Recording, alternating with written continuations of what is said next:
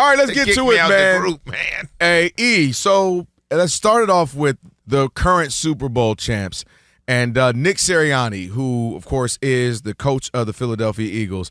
And he, interestingly enough, had some things to say, some thoughts about how people use the term repeat. You know, are you going to repeat? You're going to win it again. You're going to repeat. And he didn't necessarily like that term. He basically said he looks at it as this is a new mountain we have to climb. I know. You're making the same face as I was making. And he wants to focus on this. He doesn't want to tie this season that season. Whatever you want to call it, repeat, call it Drake, back to back. You want to call it do it again?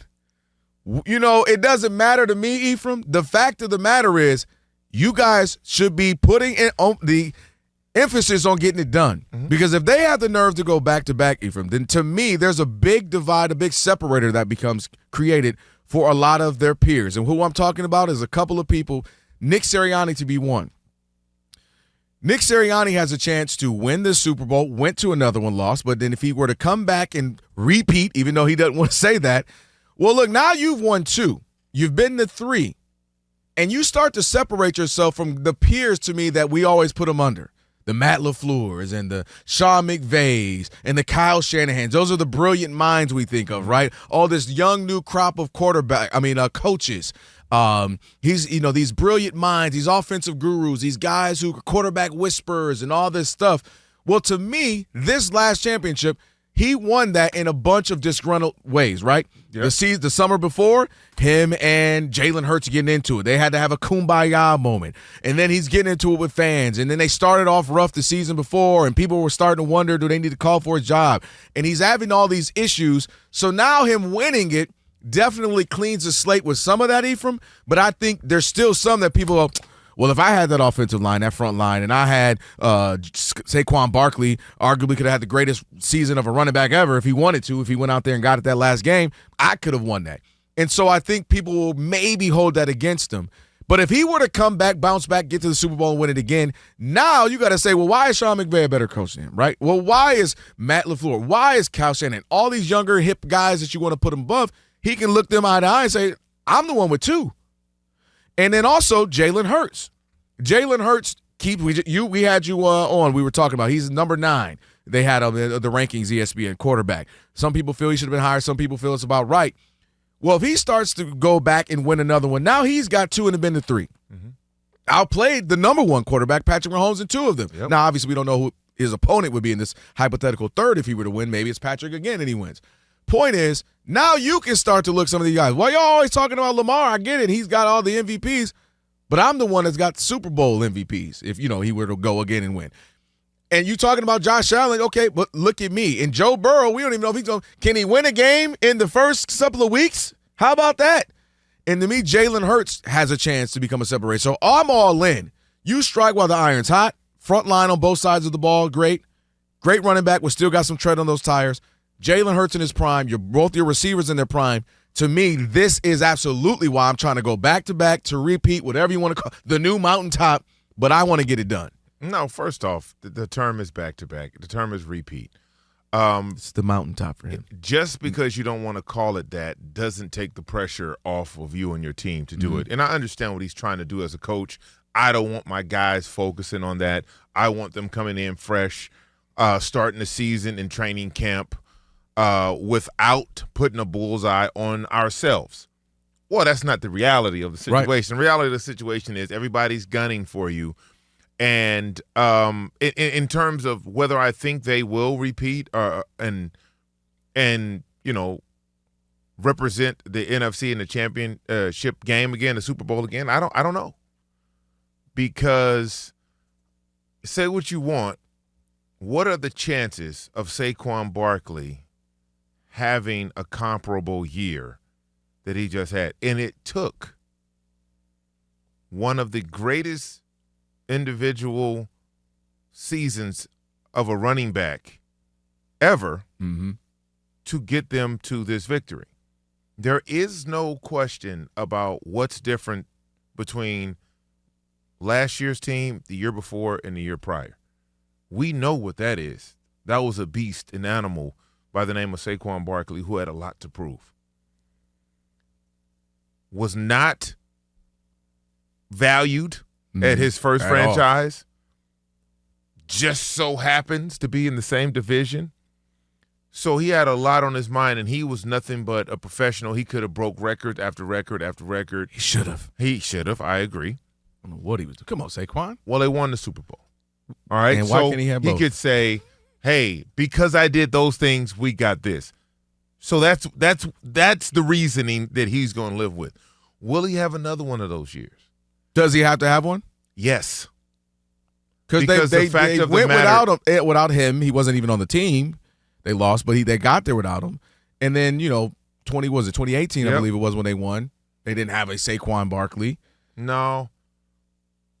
But what they found out was if Jalen Hurts has to throw the ball 30 to 35 times a game, they're a different ball club. That's what they know. Mm-hmm. They know that. Can he throw the ball? Absolutely. He's a Super Bowl winning quarterback. I can't take anything away from him.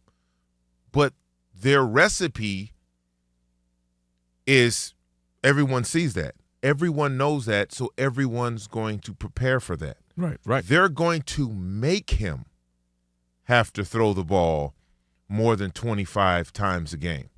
That's what the new mandate will be going into these games. And so it won't be as seamless as let's let 26 handle the brunt of the load.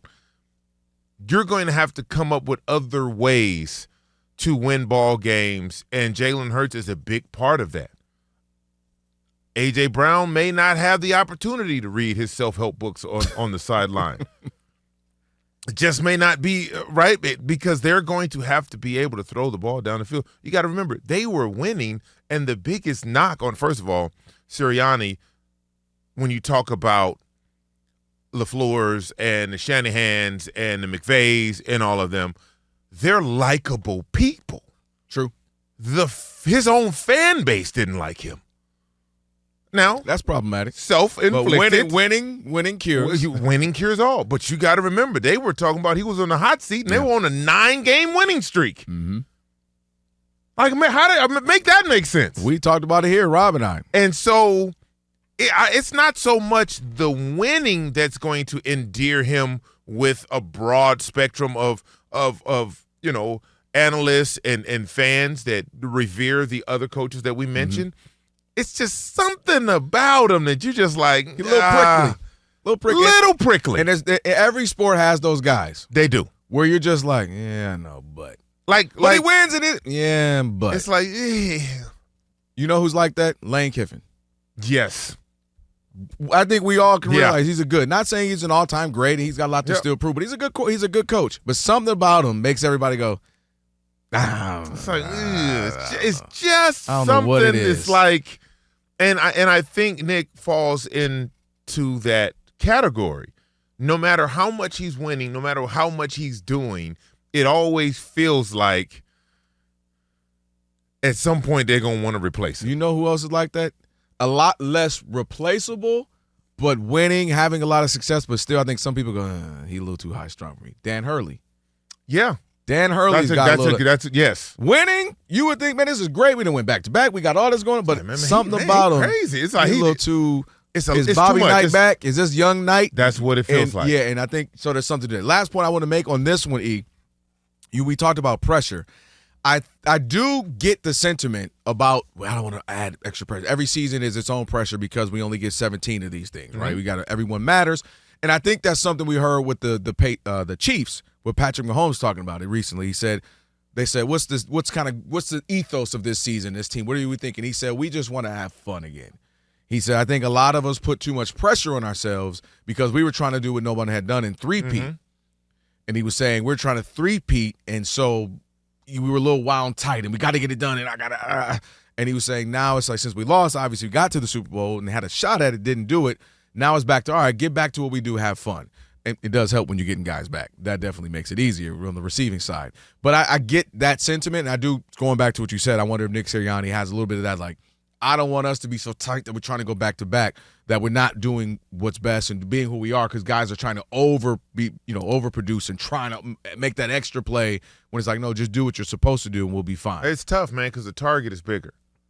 That's true. There is no question now. The target is bigger, and it's going to make it difficult for them just to come in and just, focus on them. They're going to have to focus on all of it because every time before every game, it's the reigning Super Bowl champions. It's the, can they do this? Can they? All of the players and the coaches will be asked this game. If they go on a 2-game slide, a 3-game slide, will Nick Sirianni's name be up on the hot seat again? Will they be asked, hey, what's different between last year and it?